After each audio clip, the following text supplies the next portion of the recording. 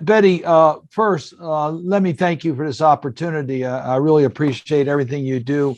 Women elevating women, your role in regards to the issues affecting women entrepreneurs in our community. I want to thank Reverend Jerome Stevens for getting us together. Reverend Stevens has been an invaluable part of my staff in really connecting the Senate office to the community. And I want to thank President Biden. President Biden has really changed the whole attitude in the federal government on making our nation, rebuilding it, not just better, but fair, and dealing with a lot of systemic challenges that are in America. And he's providing global leadership, as we see right now with the struggle of Ukraine. I was in the auditorium when President Zelensky spoke on Wednesday. What a powerful message. But the video, it's just horrible. To see Mr. Putin, who's a war criminal, what he's doing. So these are really challenging times, but I thank you for the opportunity to talk about one of my favorite subjects, and that is what we're doing in regards to my role in the Small Business Committee as chair of that committee, working with the Biden administration, working with your group and others as to how we can strengthen the ties we have for women entrepreneurship in Maryland and around the nation. Senator, I know it is rude to stop a U.S. Senator, but I'm That's right. I stop you right there and just do a little bit so they can because we practice this. So Sure. There's a couple people I want to identify. So I do want to thank you this morning for coming here. I'm going to do a little bragging. We have two women who are part of the If Then She Can ambassadors, the scientists, and right now their statues are hanging around the Smithsonian. So I'm encouraging individuals to please go to the Smithsonian and enjoy those statues. There's 120 women that have been selected. And I don't know if they're on right now, but we'd like to acknowledge, and they're both WU alum, and one is a member. So I'd like to recognize Dr. Adrian Starks and Dr. Joanna Gamble George. I don't know if they're here right now, but we are to see those statues. If you haven't seen it and you're in the area, please take some time to go to the Smithsonian and enjoy it. But right now, we have a few people that I'd like to identify, and I'm going to recognize that have been strong supporters and working relationships with women entrepreneurs. And I'm going to pass it to Tiana Club.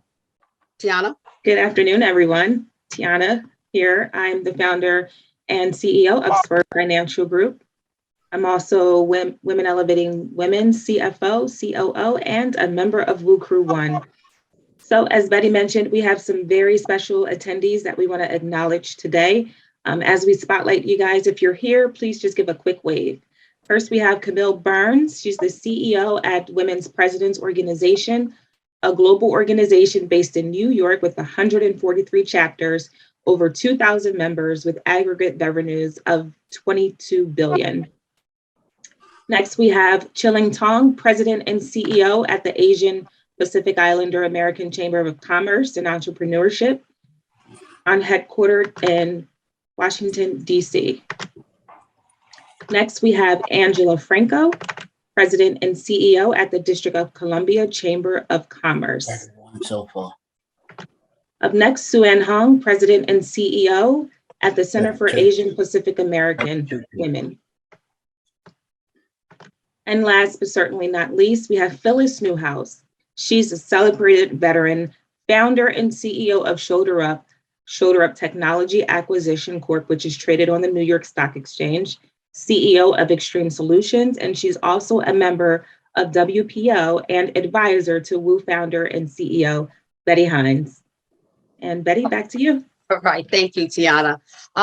Senator, we've got this longstanding relationship. I think we've been doing this for a few years now, where we generally had the breakfasts, and then with COVID, we've had to reel it back, and we're doing the virtual. So I thank you for giving me the opportunity to bring the women to you and for you to field some of their questions. But just a little bit about Senator Cardin. I'm sure he's very, very humble, but he has done a lot to support women businesses. He is the chair of the US Senate Committee on Small Businesses and Entrepreneurship. He boosts, and he's the advocate for access to capital, expanding opportunities for entrepreneurs, and improving support structures and more.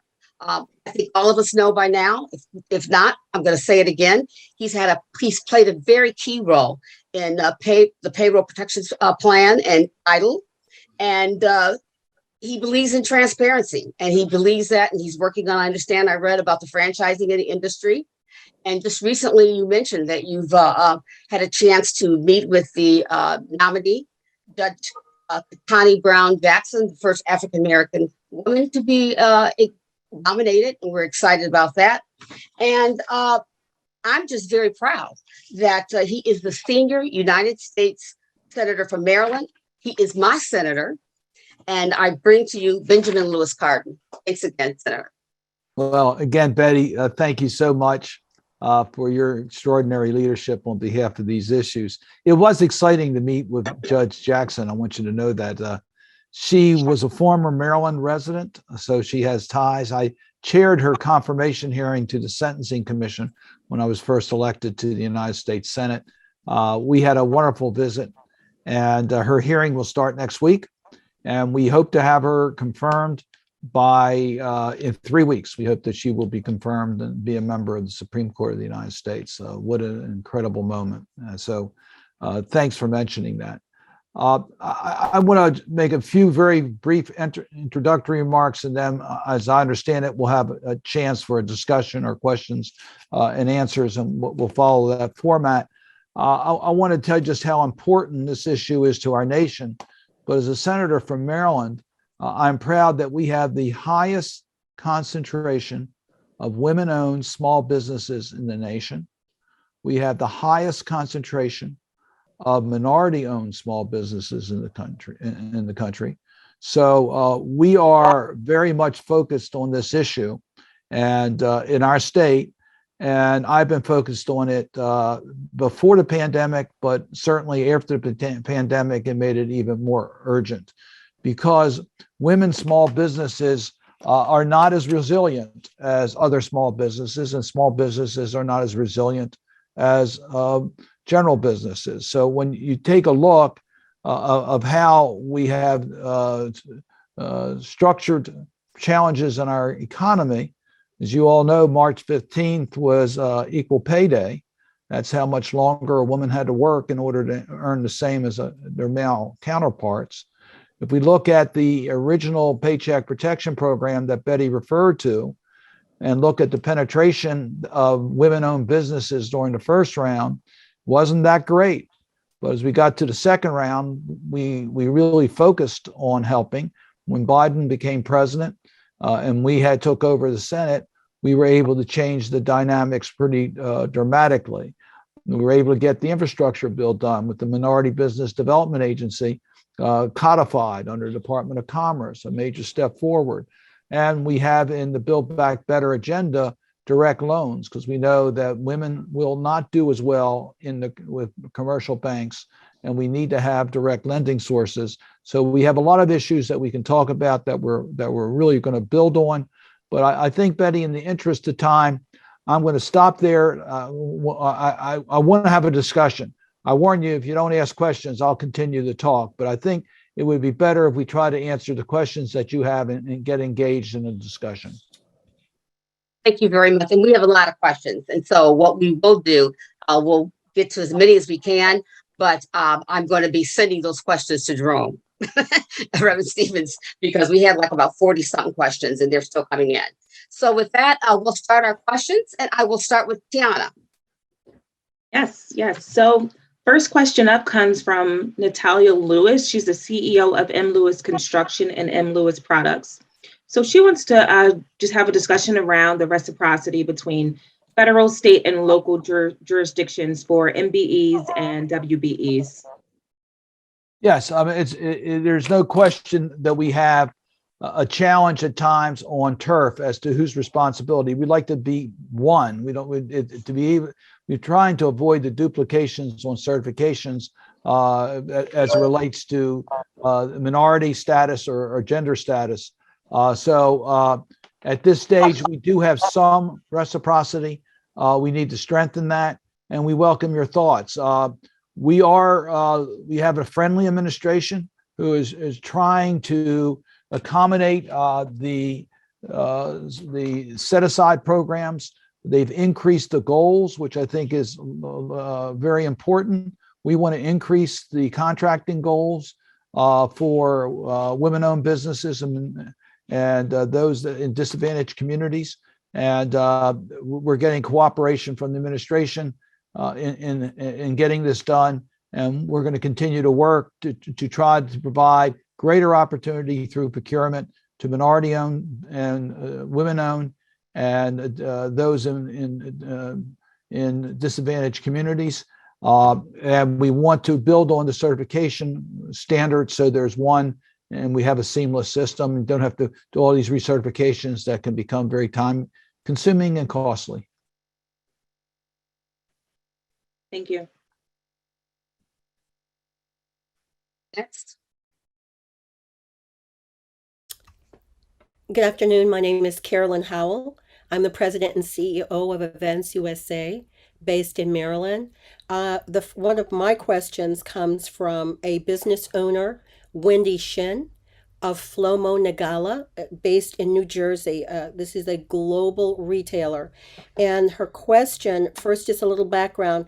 She has concerns regarding the ocean freight still being 5 to 8 times more than they used to pay in 2020, with many of her retail products costing, being charged 55 to almost 100% of the actual retail value with no way for her to recoup it. Her question really is, when can we remove some tariffs so that they can give incentives to small businesses like her own instead of penalizing them with large tariffs while the freight makers are actually earning 10 to 15 years worth of profit in 1 year? I know that's a long question. Yeah, well, no, and to Wendy's point, there's a few things I want to bring up here, if I might. One is that in regards to the freight itself, we really do need to have a more competitive position here as it relates to the carriers. So that's one of the issues that President Biden mentioned during his State of the Union address. I know there's some legislation being considered, bipartisan legislation being considered in the Senate on this to deal with the carriers themselves. But let me take it a little bit broader. The supply chain issue is a matter of major concern to the United States. We want to be able to have the secured supply routes for America, which means, first of all, we want to manufacture more here in the United States. So we want to try to keep as many of the jobs here as we possibly can and have the supply chain secure so we don't have to worry about disruptions, particularly if it's coming from an autocratic country. What we've seen right now with the sanctions against Russia, that's going to have some supply chain challenges. So we want to have a secured position here in the United States. In the microchip field, that's one area where we feel very, very vulnerable today. And President Biden announced a couple major initiatives to bring microchips here to the United States. We have legislation that we hope to pass within the next couple of weeks, the Competitiveness Act, that will again make it more competitive to manufacture directly here. On tariffs, if it's a country that has normal trading relations with the United States, the tariff issues are relatively small. So I'm not exactly sure where you are being burdened in regards to tariffs. If it happens to be an unfriendly country that where we have challenges, we're trying to get away from those countries on supply chain altogether. But the tariff issues have been dramatically reduced in the last couple of decades. So I'm not sure where the tariff problems. If you tell me specifically, I'll try to help you in those regards.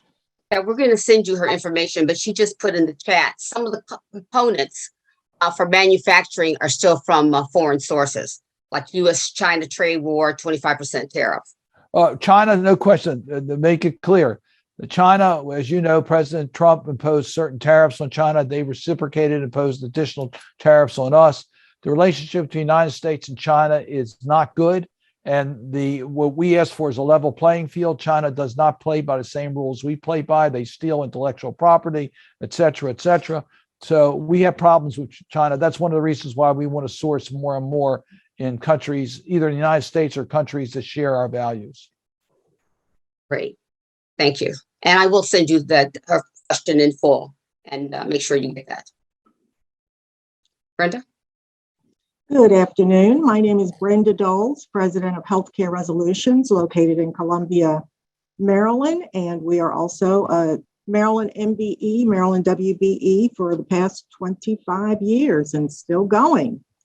My question today comes from Susan Diamond, who is a VP at W.E.W. And she wants to know, what initiatives are you optimistic about championing for or rallying for businesses owned by women of color? Well, thanks, Susan, for that question. That is absolutely a focus that we have. So let me tell you the initiatives that I have initiated that are supported by the Biden administration. They were included in the House passed Build Back Better proposal some are ones that I personally initiated. So, for example, we had the Uplift proposal that would have the SBA partnering with HBCUs in order to provide the type of assistance, particularly for startup companies. I've also championed a more diversified SBIC program. Right now, when you look at the concentration of venture capital or you look at the concentration of funds from the SBICs, they're very concentrated in the traditional businesses in which minority women do not participate in any significant number whatsoever. We want to get managers that are Black women that operate the SBICs. We want to get the venture capital much more fairly distributed in this country. I could give you the numbers on venture capital, but they're disgraceful as far as the access to women and minority women. And then we set up a direct loan program. We can do everything we want, but we know that commercial banks are going to have their historic bias, and that is going to be challenging to be on a level playing field in order to get the financing that you need. So that's why we want to do direct loans by the SBA to small businesses. And I can assure you that women-owned minority small businesses will be a high priority, recognizing we have historic challenges we have to overcome. And then lastly, can I just brag a moment about two new women business centers that we have established in Maryland? One's at Morgan State University. So we have now the opportunity at a historically Black college and university to have a women's business center that's located that will clearly make a difference in providing the services to help minority small businesses. Thank you, sir. Good afternoon, Senator Cardin. Thank you so much for all that you've done, and I love that you bragged about yourself. So on the brag tip, I know you've mentioned the Uplift proposal, you mentioned diversifying SBIC programs, and these programs are great. We would love to hear more from you about precautionary measures you might be taking at this time. The analysts have reported on CNBC and other news outlets that we might be facing a recession. And as you know, when there are hardships economically, the first line of attack or first line of impact tends to be women, particularly women of color, such as the members that you have here on WU, and women who are in business. So would you care to share with us any precautionary measures you might be considering at this time to help us as we navigate? Very, very important question. I'm going to rephrase it. What are we doing about resiliency in regards to vulnerable small businesses? And minority-owned, women-owned small businesses clearly fall into that category. We had a problem before COVID, but once you hit a bump in the road, the COVID pandemic was much more severely impacting minority owned, women-owned small businesses than the general demographics of small businesses. So what are we doing to build resiliency in regards to that? I'm going to sort of take exception. We're not expecting to go through a recession. We think the fundamentals in our economy are sound, and that we've gotten through this coronavirus in a way that no one expected us to be able to get through it without going through a major recession. It certainly hurt a lot of people. Don't get me wrong. It's still hurting people. but we think our economy is performing at a level much higher than anyone had predicted that we could after 2 years of a global pandemic. Our employment numbers are very strong. We got to get inflation under control. And the way to do that is to bring down costs to middle income and lower income families, not to bring down wages. So we are looking at ways in which we can help deal with the cost of inflation. That's why it's so important to pass programs such as childcare, affordable childcare. That's critically important to everyone, but particularly women. We have to deal with universal pre-K. These are issues that are fundamental to allow women to have a much better chance during any time, but particularly during a recession. So or a downturn in our economy, or where you have a pandemic and children are home, who suffers the most? Women. They're the ones that are more likely to be given the responsibilities to take care of their family. So for all those reasons, we are trying to build resiliency in each one of those categories. And then I particularly want to talk about an initiative that I started, the Office of Emerging Markets, which is now in the SBA. We want to codify that, but that's the deal with the venture capital challenges. If you are a minority woman and you're trying to set up a small business, you're trying to get started, where are you going to find risk capital? It's so hard to find. Just to give you the numbers, if you look at venture capital, 93% of venture capital goes to white males. 93%. And it's concentrated in Boston, New York, and Silicon Valley. Black-owned small businesses participate at 1% of the venture capital in this country. I don't know what the women-owned venture minority. It's that's going to be much smaller than even 1%. And then Hispanic is 2%. Women overall is 3%. So we've got to get venture capital into the hands of minority women in the community, and we are focused on emerging markets. We're focused on that in the Uplift program. So we have specific programs, direct loan programs that we are proposing in order to provide that help. But resiliency is the key to help small businesses. That's why we passed the Paycheck Protection Program, because we knew they could not survive during the coronavirus. They don't have deep pockets. So we have to build that type of resiliency. We have to build resiliency, particularly in the minority, women-owned small businesses. We have to provide the help during tough times. Thank you so much, sir. Tough times don't last, but tough people do. I'm Neka Chiazor, Vice President, Government Affairs for Cox Communications. I appreciate your service. Good afternoon, Senator. My name is Tracy Balaz, and I am a small business owner as well in the federal government space, and I'm part of the W.E.W members.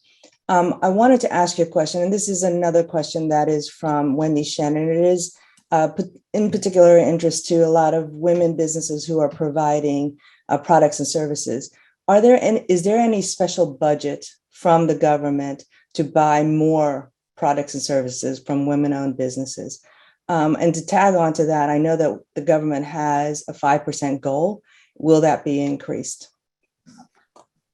The answer is that we hope it will. But yeah, the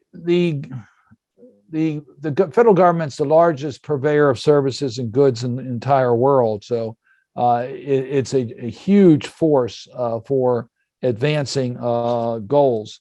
The Biden administration wanted to increase to 5%, I believe, to 11%. I've introduced initiatives that would increase the women's own goals to a higher number. I think it's 10% is the number we were looking at. We would like to get it closer to the demographics of the business community, which is around 16%, is where it probably should be on all the small business activities. 23% is the overall goal. So with that in mind, we are trying to push these numbers up as high as we possibly can. I want the 23% higher. We're meeting the 23% goal today, but I want the 23% overall for all small businesses increased. We believe it's warranted, and we want to make sure all the subsets, including women, is increased. We now have the infrastructure bill, which provides a great deal more economic opportunities through procurement. And President Biden's committed to making sure that traditionally underserved communities share in the infrastructure dollars. So yes, the answer is we are working with the Biden administration to increase all these numbers.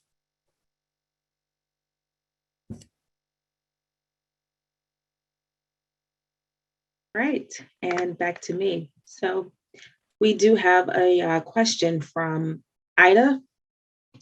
And you did address this a little bit in the beginning of your opening, but it's just recovering the PPP program with the disparity that women face in entrepreneurship with the was underscored during the PPP program. Both Black and white women received less information about PPP loans than men. What can you guys do to ensure that women get equal and fair treatment as entrepreneurs when both applying for loans and also seeking out support to move their businesses forward? Okay, so let me tell you the philosophy, because the question is absolutely accurate. In setting this up, we really have to have a strategy to reach the underserved communities, including women-owned small businesses.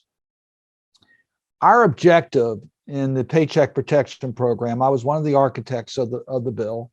It was bipartisan at the time. The Republicans were in control of the Senate, and President Trump was in office. I worked with Senator Rubio to develop the Paycheck Protection Program, and our objective was to get money out quickly as we possibly could in order to save small businesses. At the time, the best way to do that was through using commercial banks through the 7A loan program. I raised at the time that that's not going to work because I knew what was going to happen. I knew that the small businesses that had good preferred relationships with banks would be first in line. I also recognized that the larger small businesses would be preferred over smaller small businesses because a bank would prefer to give out one big loan than 3 small loans that equal the same amount of money, knowing that they're all guaranteed by the government anyway. It's a lot less paperwork. So we knew that we were going to have a problem. That's why we insisted on the EIDL advance program and the EIDL loan programs, because we knew that would have a much higher concentration among smaller small businesses and those in traditionally underserved communities and those that do not have the same preferred relationship with commercial banks. The EIDL grant program was directed by the SBA directly to the small business, so you didn't need an intermediary bank. We made adjustments on that, insisted upon by myself and others that we would get money out through the CDFIs and mission lenders, MDIs, and that helped a great deal. So as we transitioned into the Biden administration and were able to get an administration that was sensitive to this issue, we were able in 2021 to do much, much, much better in reaching minority-owned small businesses, women-owned small businesses, smaller small businesses located in disadvantaged communities. All the numbers were much better in 2021 than they were in 2020. And that is a result of, well, we were able to fine-tune these programs. Then comes in the Build Back Better agenda, where we want to get beyond COVID. We want to put institutional changes at the SBA so that we can get to the traditionally underserved community. Administrator Guzman is absolutely committed to this, the SBA administrator. So that's why we're looking at the microloan program, looking at making permanent the 7A Community Advantage program. We're looking at a more diversified group of SBIC managers. We're looking at direct loans. We're looking at the Uplift program. All these programs in order to concentrate more effort into the traditionally underserved communities. And it's making a difference. The numbers are much better today, but they're still not where they need to be. So we're on a path, but I am confident that with the leadership of President Biden, the leadership we have now in the Congress, we are going to continue to make progress. Thank you. I'm just going to disrupt the apple cart. And that's what you get to do when you're the host. So I'm going to ask a question. Carolyn, I'll come back to you. I'm going to ask a question. And this question is from, oh, wait a minute, where'd it go? It's from Phyllis Newhouse. And she is the CEO of Shoulder Up Technology, CEO of Extreme Solutions. and a celebrated veteran. Her question: why did so many large businesses get the PPP, but small businesses struggle and went under, and large public companies continue to strive? Well, there were two programs here. We had the small business programs. We had a limited number of programs for large companies. I don't know if you're referring to the ones that we did to save the airline industry, or the programs we had that were out there that provided grants and loans, some with warrants, to the larger companies in order to save industries that otherwise would have had problems. They were under Treasury. They were not under small business. Under the small business, remember, the traditional definition of small business is 500. Now, to me, a company that employs 400 is a nice sized company. It's not what my definition of a small business. To me, the companies that need the most help are the really small businesses that have just a few employees. Sometimes it's just the owner with a couple other workers. That's the one that needs the help. They're the ones that are going to have the most innovation and the most challenging. So we really wanted to get to the smaller of the companies. The challenge we had, and I'll repeat what I said before, the program depended upon the 7A program. It was guaranteed 7A PPP, which is the largest program we had, close to, if I remember, around $800 billion in the PPP programs altogether. It depended upon getting a 7A loan. It was fully guaranteed by the federal government and fully forgivable if you spent it for the right purposes. So you had to get a bank to write the loan. And I knew this problem would exist. And I've actually put a provision in the bill, the original CARES Act, that required the SBA to concentrate on underbanked communities. They didn't do it, but it was in the law. That the Inspector General concluded that they did not carry out the intent of the law. But it is understandable and not forgivable that a banker is going to try to deal with their preferred customers before looking at those that don't have don't have banking relations. So those that didn't have preferred relations with a bank were last in line rather than first in line. We corrected that as we went forward by putting money in MDIs and minority depository institutions and in CDFIs. And we corrected that by concentrating more and more money into the smaller of the small businesses. And the numbers show that in 2021, we made a major difference over 2020 in reaching those companies. But the question is absolutely accurate. In the meantime, businesses failed. And in many cases, these were some of the underserved communities where businesses failed because they didn't get the help they needed in a timely way. And that's something we have to learn from, make sure we don't repeat these mistakes in the future. Thank you. I'm jumping on the line again. I am multitasking. Okay. Trust me, I'm working. This one comes from Salome Tinker. She is partner at TSC Enterprises, LLC in Washington, D.C. Her question: please address the barrier to entry for women in small business selling to the federal government. Category management and best-in-class vehicles are great theoretical solutions, but spurring contract binding reduces the number contract bundling reduces the number of women and small businesses in the market. Please also consider requiring agencies to offer more frequent on-ramps to get on best-in-class vehicles so that they can have the opportunity to compete. Allow women and veterans, of which she is one, another track to get facility clearances so that we can compete in the DoD space. Okay, a couple of things in here you should be aware of. First of all, again, we got the very first veteran-owned outreach office located in the state of Maryland. We didn't have a single veterans outreach office in our state. We now have it at College Park, the very first in our state, and I'm proud that we were able to get that done. Secondly, we need to get the SBIR program and the STTR programs reauthorized. They expired at the end of this year. They're critically important for DoD and the high-tech industries to have a special set-asides for smaller companies. And we have particular programs at DoD to work with minority small businesses and women-owned small businesses, because guess what? They recognize that if we're going to be at the top of our game, we got to have our most brilliant people helping us develop the technologies and products we need.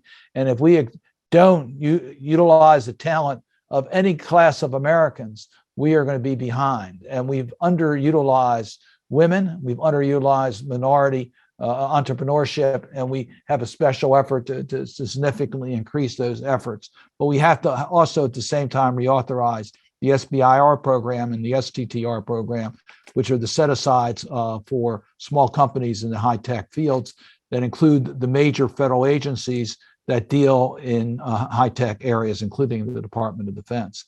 So we need to up our game on mentoring, on our resource partners. The women's business centers are important. The minority business development centers are important. All those are areas that are valuable to do exactly what you're saying. And last year we were close to, year before last, we were close to reauthorizing these programs with additional resources. We got to put additional resources into these programs, and we're working on that. Thank you. Thank you for that. This question comes in, and once again, my business benefited from PPP as well as the EIDL loans. This question comes in from Lois Gammerman, who owns Soft Stuff in the Baltimore area. And her question is this, it's sort of two-part. It says, for those who have applied for increases to their EIDL loans, how long should you reasonably wait for an answer? And then the other part of the question is, what is the outlook for reinstating ERTC? Yeah. This is the employee retention tax credit that you're referring to. And we had a hearing on that, a comment on that yesterday in the Senate Finance Committee. First, in regards to the EIDL program, the program, as you know, is closed at the present time, but it's still open in regards to reconsiderations and increases. You're asked how long should you have to wait? You shouldn't have to wait at all. So I'm disappointed you haven't heard. We have really pushed the Small Business Administration to give timely decisions on these reconsiderations. So I suggest either if you can't get a straight answer, let us know, and we'll try to help you get a timely response to the request that's being made. But for all intents and purposes, these programs that were stood up during COVID-19 are coming to an end. We're now looking at what comes next. The employee retention tax credit, I was very proud to work with Senator Wyden as co-sponsors of that. It was a very successful program. We were able to get small businesses to be able to participate in it. Unfortunately, it was terminated in the last quarter of last year when we wanted to continue it. So the program has been terminated, and yet we find out that the tax credits have yet to be processed for a lot of the individuals who were entitled to the relief under the employee retention credit. So we are pushing the IRS. I want to tell you this. I don't want to make excuses for the IRS, but their resources have been cut now for 20 years. Their IT systems, they have 60 separate IT systems. They don't talk to each other. It's a disaster at the IRS today. It's not their own making. It's the neglect of not giving them the resources that they need. I'm working with Rob Portman, a Republican from Ohio, to get them the resources they need so that they can do their work. Look, I know it's not popular to support a tax collecting agency. I recognize that. I get it. But I want to make sure that our tax code is fair and is administered fairly, and you can get timely information. It's not that today. It's got to change. We've got to improve it, and they need the resources in order to be a modern tax collecting agency. Okay, I've got a question here, Brenda. And it's from Tracy Velez, who you met. She's asking questions as well. It says, I know you started talking about this a little bit earlier, but I would like to find out when the government will define mid-sized businesses. There's a huge discrepancy between what is considered small and what is large. once a small business passes a certain revenue, they become a large business and they are competing against huge corporations for government contracts. Amen. I'm trying to figure out what's a small business and what's. I'm in the same category you are, and I'm the chairman of the committee. The standards are different for different industries. Some of it's based upon the number of employees. Some is based upon volume of sales.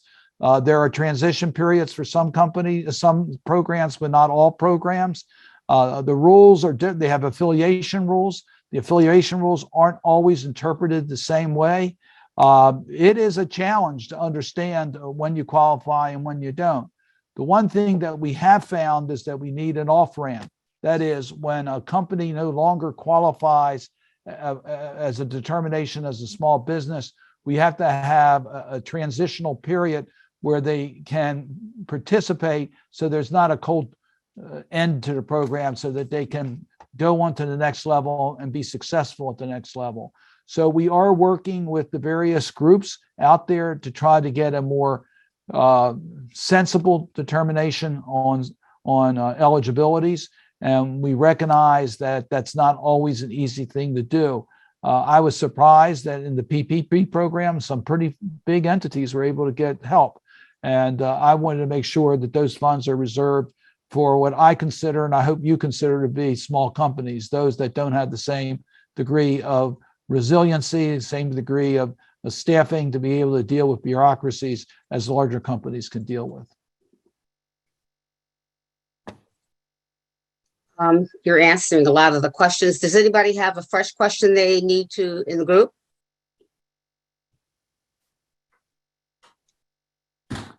I've been trying also to read the chats as they go along. And you're getting a lot of compliments. I know this group, it's just, you have a lot of chats out there. I'll tell you, I can't keep up with you all. Betty, this is Brenda Doles again. I do have a question regarding from Dorisha Hill from REMAX. And her question is regarding equal rights for women in the workplace. And where are we with making improvements? Well, let me stop with equal rights for women. And I think that's a place I want to start first, because you know this, but most Americans don't. We don't have an equal rights amendment in the Constitution of the United States. I think we do, but it hasn't been certified. Congress in the 1970s authorized the ratification of the Equal Rights Amendment. And with the last states ratifying these past years, we now have 38 states that have ratified the Equal Rights Amendment. But the challenge is Congress put a time limit on the ratification process. And the archivist is not going to certify because of that time limit had passed before the 38th state ratified the Equal Rights Amendment. So I've introduced a resolution. I've done this now for a couple Congresses. It's bipartisan. Senator Murkowski is my co-sponsor. She's a Republican from Alaska, to remove the time limit. There is no constitutional time limit. The last constitutional amendment that was passed took over 200 years, dealing with pay for members of Congress, and is now part of the Constitution. So you asked a good point about equal rights in regards to the employment, but there should be in the Constitution of the United States an Equal Rights Amendment, so that we have the strict standards on scrutiny that we don't have right now because it's not in the Constitution itself. I said most people in this country think it's already there, but it's not. We need to do that. In the workplace, it is a challenge. We had as I'm sure you are aware, we went through the Lilly Ledbetter circumstance where we had an adverse Supreme Court decision that made it virtually impossible for women to be able to bring a discrimination case. We corrected that with the passage of the Lilly Ledbetter Act during President Obama's presidency. But as I started off, women have to work an extra 2.5 months a year to earn the same pay that a man earns for comparable work. That's a reality that is wrong and needs to change. So we have legislation in Congress that we've been trying to pass, that we have been unsuccessful in getting passed, that deal with that issue. And we're going to continue. I strongly support it. And it's outrageous. Part of this are industries that are dominated by women have not been paid at the same level as they should, as their talent would have. But we have men and women working side by side doing exactly the same work, and where women are being discriminated against in their pay. And that is absolutely outrageous, and it's got to end. Thank you. Hey, this is Betty. I'm jumping in. I'm sorry, Nikki. I'll have you go after me. Right. This is from, what happened to it? It was from Angela Franco. Let me find it. I tell you, I should have had two screens up here. Okay. This is from Angela Franco. She is the president and CEO of the District of Columbia Chamber of Commerce. We understand investments are not going to minority-owned businesses. Maybe it's because they are new businesses. What steps could we take to start getting connected?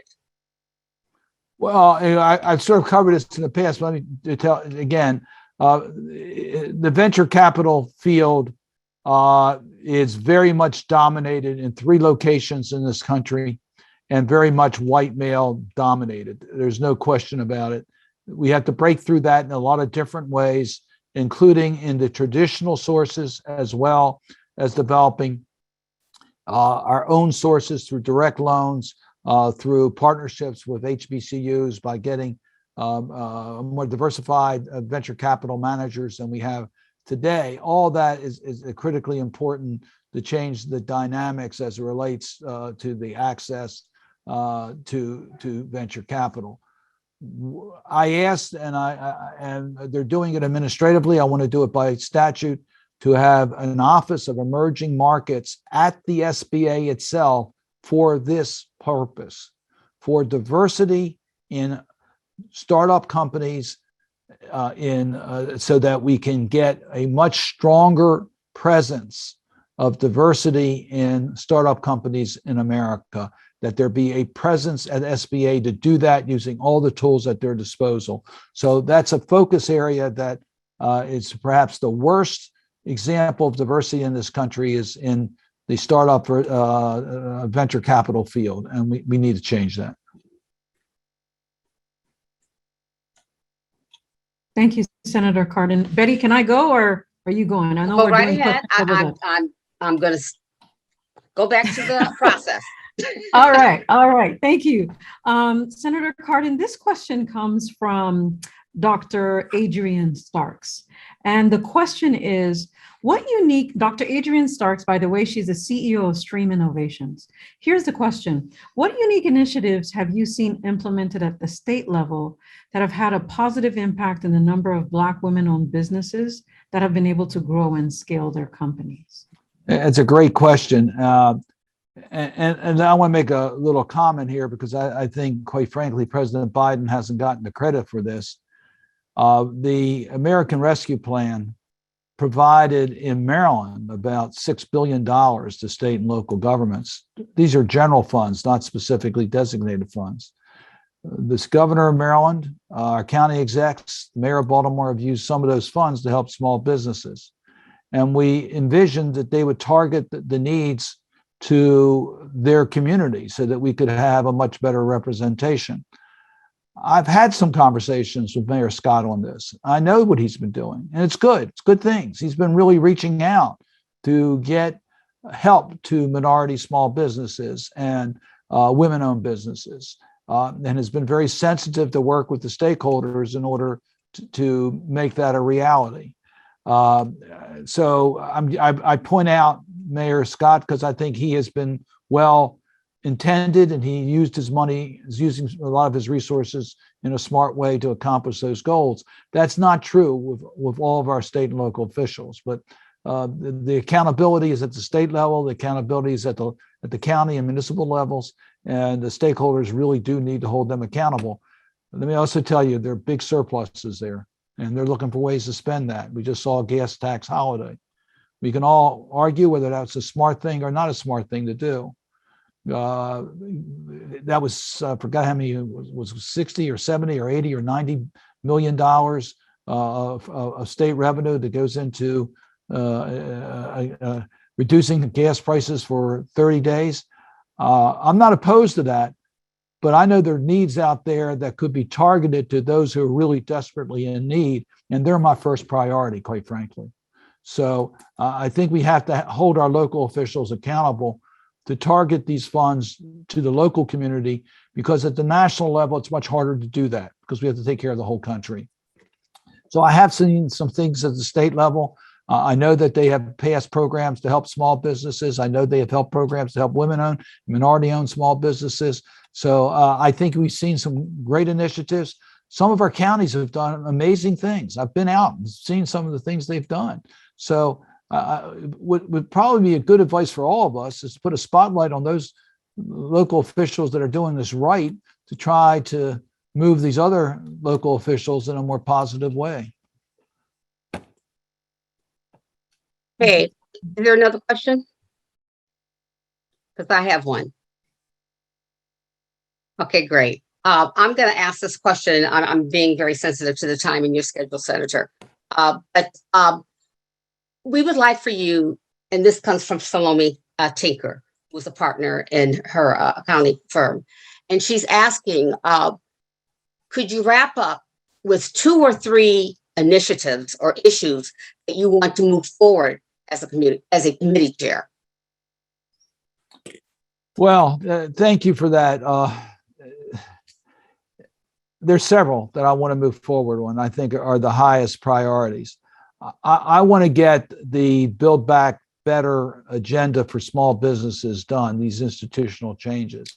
So top on my list there, quite frankly, is the Uplift program that would partner with HBCUs